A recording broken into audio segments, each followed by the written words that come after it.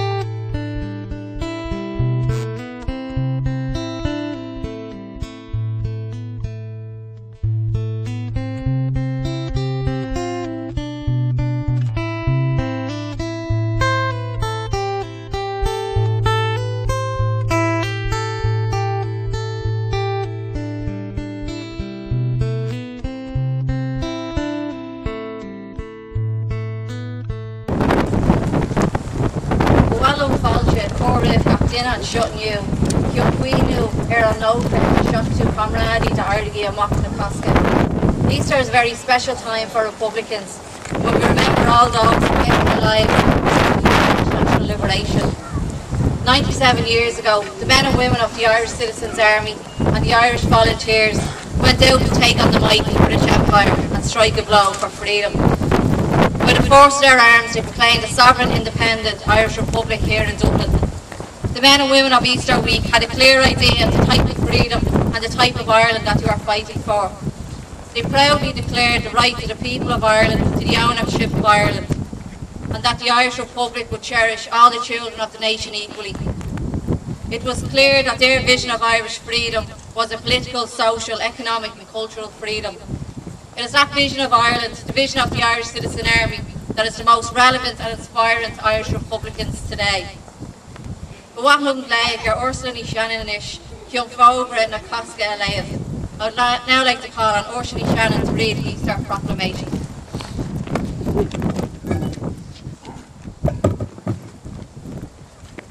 Wreaths Shannon of Phibsborough na Héireann, the winter na Héireann. A Ara agus Bná na Héireann, in Anam J agus an Anam ng Lún a Chuirón, agus on a Warshi is Shannon just mar náisiún. A Éire Trina, a Garam Maclana between the Brother, agus ag búla bhuile son a Saoirse. Taréiste agar agus ilúnt a chur a chud fearr, trí bhean na hagraíocht a réibh lóidí ruúnda, bráthachas Phibsborough na Héireann, agus trí bhean a hagraíocht I míleate oscailte, óglaí na Héireann agus arm cathartha na Héireann. Taréiste a féin smacht a urbú go fáine, taréiste fannach go seaachbach le teach an léicheart. Beran si inis na bhfuil agus le ceir ó na clán atá Imimecha uí America agus ó cógúdathe calmas in Europe. Ach ag bras a céad áit an neart féin, búlann si agus bláán dóchas eici go muine si an bua. Dearbhí míid gur ceart ceannasach doch léite ag ceart winter na Héireann, chun sealamh na Héireann agus chun dála na Héireann na stúrú gan srían. Níor cheallaigh an chuir amháis a Jimar cinenne agus réaltas achramach fa amhád ceart sin. Ná ní féidir é ceallaigh go Joe, ach amháin trí dhíthú winter na Héireann. In ngach glún, dhearbhigh muinte na Héireann ag gheart, chun saoirse agus fleachas an náisiún. Sé óra le 300 léana nuas, dearbhéidir é faoi arm. Ag seasamh dún an gheart bunúsach sin, agus a dhearbh a rís faoi arm ós Corantail. Fógraí muid le seo Phibsborough na Héireann ar stát ceannasa Fias Blá, agus chuirmuid ar nanam féin agus anam ar gomrádaí an córach in gheall na Saoirse, agus lena leas, agus lena móra I meas na náisiún. The ceart ag Phibsborough na Héireann ar géalse féir agus Bná na Héireann, agus éilíonn si an déilse sin. Rahíonn an Phibsborough Saoirse credit agus Saoirse hibhéalta, ceart a corfama agus deis na corfama don Ila Hirána, agus fógraíonn si gur ruúin dis sonas agus séin an náisiún go thomláin, agus an Ila Fáirte a bhaint amach, agus ícho ceanú céine chlán eile an náisiúil, agus gan bean aici na difriútaí a chuthí réaltas achnach go chomach agus a dheil ionlach an mórach san amatá háart. Go muinean ar náram uan chuicheil amach le haid bunú réaltas náisiúnta bhuain. A bheith onadéach do winter eile na hhéir, agus heilfar le bhótaí a chud fearr agus bán eile. Riorthaí an réaltas sealadach a bhainítear na seo gnóthaí sibéalta agus míleata na poblachta ar aon taobhas an phobal. Chormid cúis folbach na hhéir bu cumach a dhí mór na nila cu, agus impéimid a bhannacht ar an náram, agus goimid nach darangói aon duine i seirbhís na cúise sin as é ná orthaí le mítacht, le míchéanacht ná le slád. In áir sin na cinúna ní follar den náisiún na hhéir trí na misneach agus a deá iompar agus trí thol a chlanne iad féin a íbert, ar son las an phobal, déine sin réim roiig is dántí. Arna síniú ar ceann an réaltas haladic. Tomás O'Clery, Tomás MacDonagh, Éamon Ceant, Sean McDermott, Pádraig McParish, Seamus O'Connell agus Seosamh Plunkett.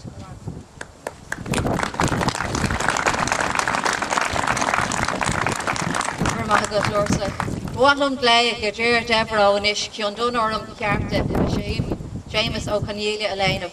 I would now like to call on Jerry Deborah to read For the Citizens' Army by James Connolly.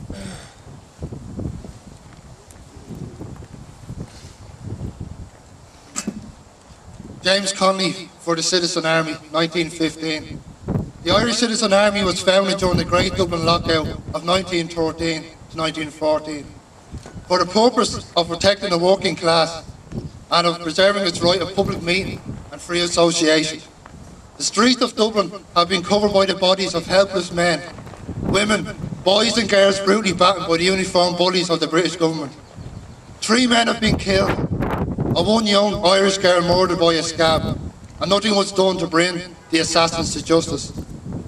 So since justice does not exist for us, since the law, instead of protecting the rights of workers, was an open enemy, and since the armed forces of the Crown were unreservedly at the disposal of the enemies of Labour, it was resolved to create our own army to secure our rights, to protect our members, and to be a guarantee of our own free progress.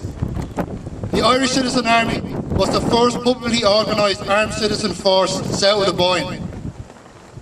Its constitution pledged, and still pledges, its members to work for an Irish Republic and for the emancipation of Labour.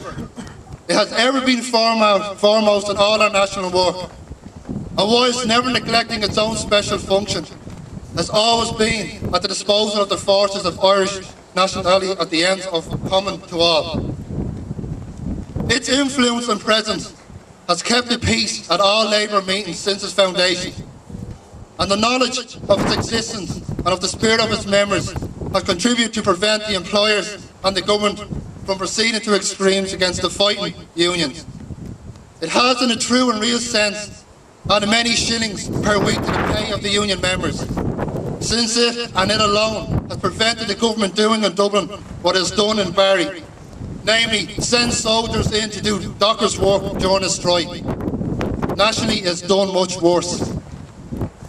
When the Great Betrayal was perpetrated on Ireland, and John Redmond and his followers, aided by all the capitalist press of the country, joined in a conspiracy to rush the young men of Ireland into the ranks of the British Army, the first steering blow struck against that betrayal was the historic meeting in St Stephen's Green on the night of Redmond's Mansion House fiasco. Who took the field that night in spite of the massed battalions of the British Army, waiting in the world in every barrack square in Dublin? It was the Irish Citizen Army that sprang into the gap, and by its fearless presence gave new heart and hope to dismayed and betrayed people of Ireland. When the first deportation order was issued to its first victim, Captain Robert Monteith, who leaped into the arms and invited the people of Dublin to hold to their fines in the teeth of the government, who rallied to the meeting despite torrents of rain and in the face of open demonstration of armed force by the Dublin garrison. Again, it was the Irish Citizen Army, who on every occasion on which the enemy has struck his blow at those who stood for freedom, has ever hastened to the side of victims declaring their cause to its own. Again, the Irish Citizen Army. who, when the protest meeting was held in the Phoenix Park, under the directions of the Volunteer Committee, were the only armed body to attend and declare their adhesion to the cause of their imprisoned brothers in arms. Again, the Irish Citizen Army. An armed organisation of the Irish working class is a phenomenon in Ireland. Here too, the workers of Ireland have fought as parts of the armies laid by their masters, never as members of an army, officered, trained and inspired by men of their own class. Now with arms in their hands, they propose to steer their own course, to carve their own future. Neither home rule nor the lack of home rule will make them lay down their arms. However, it may be for others. For us of the Irish Citizen Army, there is but one ideal: an Ireland ruled and owned by Irish men and women, sovereign and independent from the centre to the sea, and flying its own flag outward all over the oceans. We cannot be severed from our course by honeyed words, lulled into carelessness by freedom to parade and strut in uniforms, nor betrayed by house-sounding phrases. The Irish Citizen Army will only cooperate in a forward movement. The moment that forward movement ceases, it reserves to itself the right to step out of the alignment and advance by itself if needs be, in an effort to plant the banner of freedom, one reach further towards its goal. Gormadigal.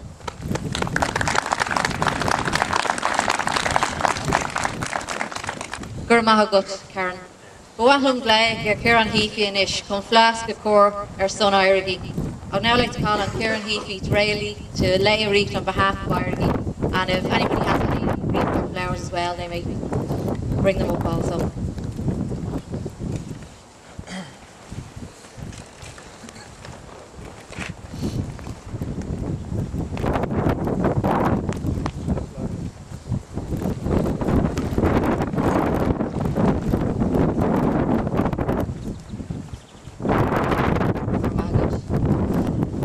Buahlum Glay. La haig now made Cunis and Ish, agus muid Queenu Orhu, should a hug, sailed or what, the Sirtion a Heron. I'd now like to call for a minute's silence as you remember all those who gave their lives for Irish freedom.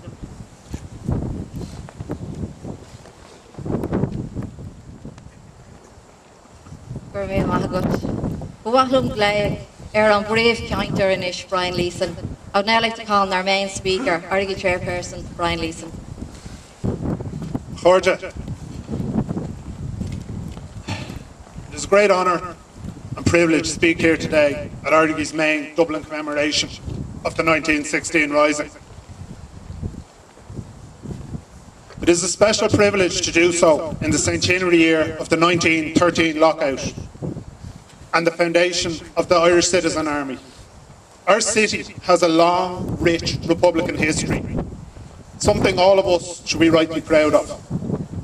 Dublin has never been found wanting when it comes to the struggle for Irish freedom. For Republicans, Easter is a time to celebrate a spirit of resistance. To celebrate a spirit of resistance that has passed from one generation down to the next generation for the past 8 centuries. A time to celebrate a spirit of resistance that has withstood invasion, occupation, enslavement, genocide, starvation, imprisonment and forced deportation. We celebrate our spirit of resistance that has kept our native tongue alive despite the best efforts of the occupier to exterminate all vestiges of Irish culture. We celebrate a spirit of resistance that inspired those who rose up in 1798, in 1803 and 1867. A spirit of resistance that gave strength to the workers and the workers' families in 1913 as they faced the wrath of the bosses and the batons of the Dublin Metropolitan Police. A spirit of resistance which shone through in Connolly, Pearse and Clark, and every volunteer who joined the 1916 Rising and the Tan War. We celebrate that spirit of resistance that has carried our people for the last 40 years, from the streets of Derry to the cells of the H-blocks and beyond. We celebrate that spirit of resistance that has given hope and courage to countless Irish women and men when they have found themselves in the police barracks, the internment camp or the prison, in Ireland, in England and across the globe. A spirit of resistance that burns bright in the hearts of Republican prisoners, like our party comrade Stephen Murney. Yes, my friends, at Easter we celebrate a spirit of resistance that cannot be outlawed or captured, censored or imprisoned. A spirit of resistance that each of us carry in our hearts. A resistance that cannot be broken. And Easter is also a time of commemoration. When we remember those who took part not just in the 1916 Rising, but all of those who have given their lives in the struggle for Irish freedom. We acknowledge their sacrifice and bravery, and we take inspiration not only from their actions, but also the ideals that led them to take action. We learn from their errors so we can avoid their mistakes in the future. And we study our predecessors' victories so we can replicate them in the future. As everybody knows, this year marks not only the 97th anniversary of the 1916 Rising, but also the 100th anniversary of the Great Lockout of 1913 and the subsequent establishment of the Irish Citizen Army and the Irish Volunteers. We are now in the first year of what has been termed that decade of centenaries, a decade of revolution and counter-revolution, a decade which began with the lockout in 1913 and ended with the defeat of the revolution in the Civil War of 1923. Our opponents often claim that we are living in the past and that we are obsessed with history. In this regard, they are half right. We are obsessed, but it's the future that we are obsessed with, not the past. We are obsessed with the future because we can influence the future in a way that we cannot influence the past. Because in the future, it is all still to play for. Because in the future, the forces of our revolution will become stronger, and the forces of the political establishment will become weaker. Because it is in the future that we will have our Irish Socialist Republic. And if we cannot achieve it, those who come after us will. We understand our fight is all about the future. And we say to the ruling class and their lackeys and their special branch and their RUC and their MI5, you can have the past and you can have the present, but we will fight you to our last breath for the future.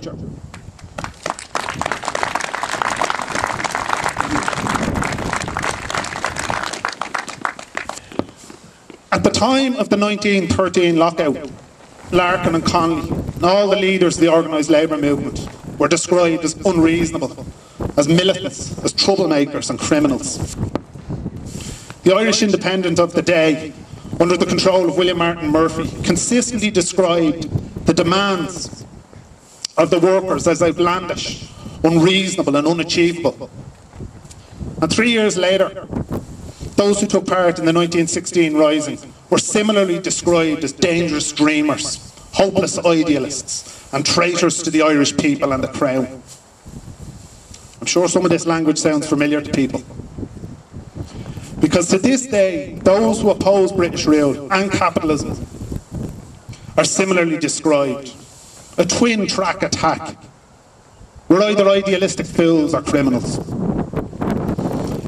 The political establishment, the corporate and state media, and much of the trade union and church leaderships would have the population believe that we, socialist Republicans, are a mix of dangerous dreamers, fundamentalists and criminals.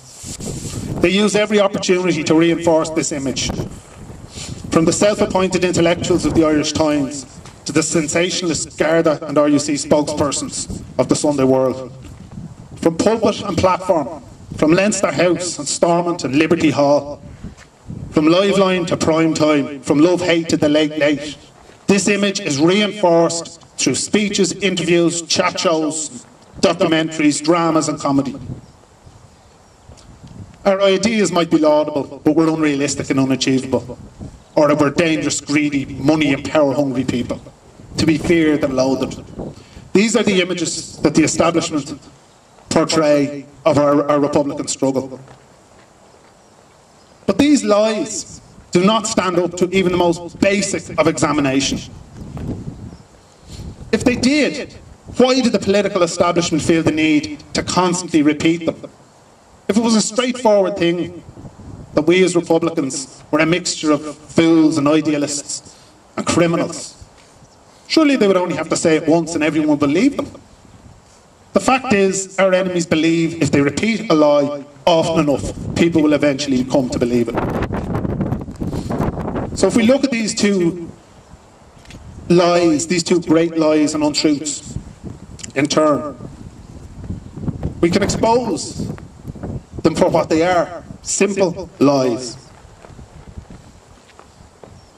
The right wing, they always present their ideas and their policies as reasonable, logical and sensible. And by extension that our ideas, our policies, we're unreasonable, we're illogical. They tell us that capitalism is the only show in town and that socialism doesn't work. Of course, that all depends on how you define working. Capitalism has dominated this world for 200 years. 200 years of conflict between classes and nations. 200 years defined by empires vying with each other for power and global dominance. 200 years of war, starvation, exploitation, environmental destruction, cultural annihilation and inequality. Of course, you might say you can't go back 2 years, it's not reasonable to go back 2 years. So let's just look at the last 20 years, or the last 2 years. Is capitalism working? Billions of human beings starving, in dire poverty, without decent housing, without adequate food or education or healthcare. And this is in a world where there is more than enough wealth to feed, home, educate and medically treat everyone, every single person. Come a bit closer to home and the story is the same. There is more than enough wealth, resources and assets in this country for every person and every family to live in a suitable home with adequate heat and food and access to high quality education and healthcare.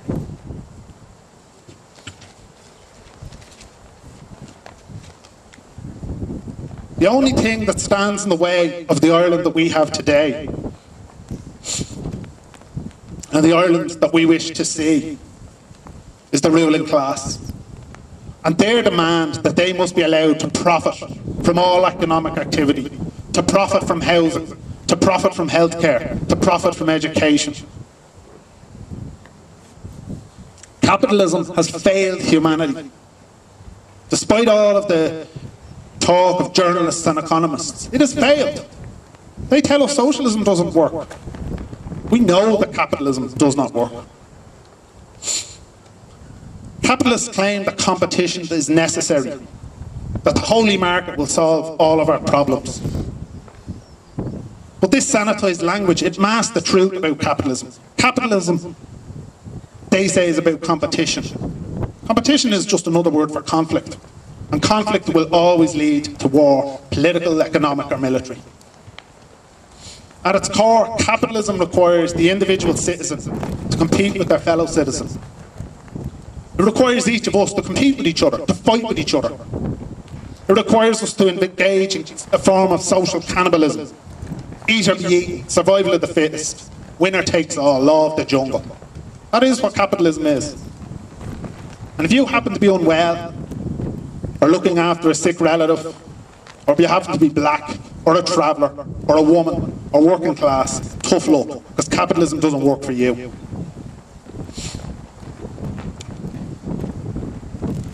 Those who support capitalism will always claim that it is the only system that works, and that our system that we propose is irrational, that it will never work, that we're idealists who could never achieve our dream. But when you think about it, our system is the logical one.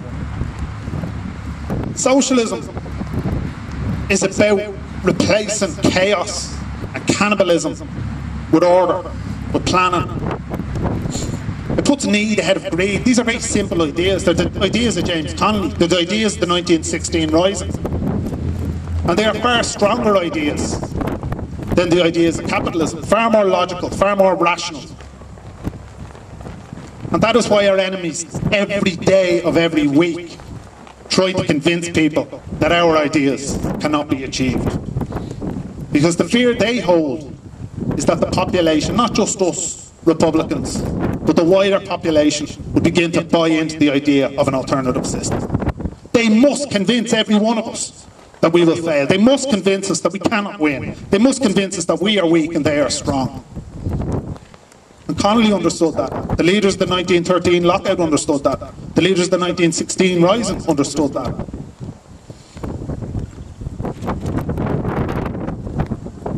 Again, they believe that if they repeat the lie often enough, people will begin to believe it. The second great lie that they propagate about our struggle, they claim it is a criminal enterprise motivated by personal greed and avarice, that Republican godfathers are massive personal fortunes off the back of the struggle. But let's just put it on the record. There is no place in republicanism for criminality, in the same way as that there's no place for machismo or racism, sexism, sectarianism, or any other form of exploitation or discrimination. Anyone who uses criminal means to financially or otherwise benefit themselves forfeits the right to call themselves Republican, in the same way that a property developer who builds substandard housing forfeits the right to call himself a socialist. But just because we state, and clearly state, that there is no place for criminality within republicanism, we also understand that we cannot win if we obey the laws and the rules of those that run this state and the 6-county state. Our struggle cannot be won by obeying the laws of those who stand over occupation and exploitation.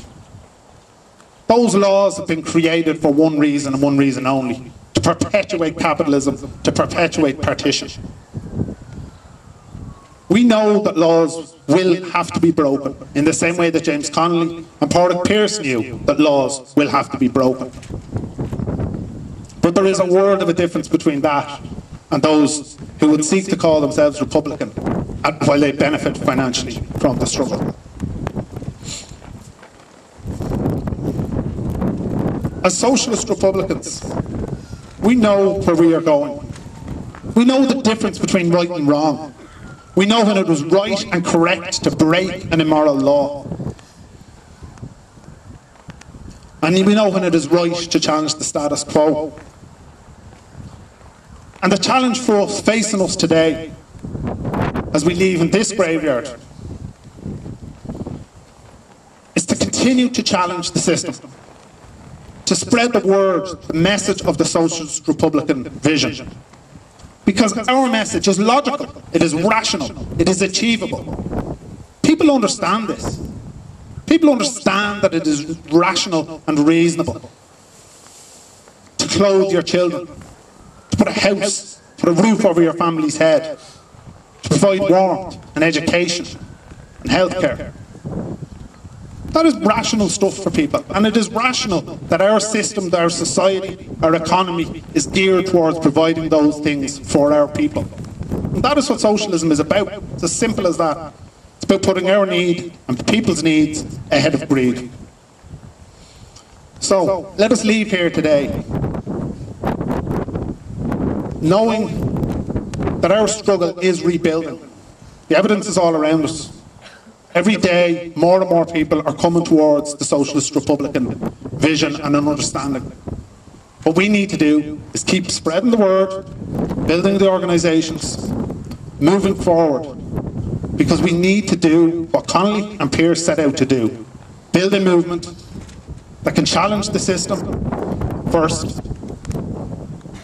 and secondly, defeat the current system and bring about our long sought for Irish Socialist Republic.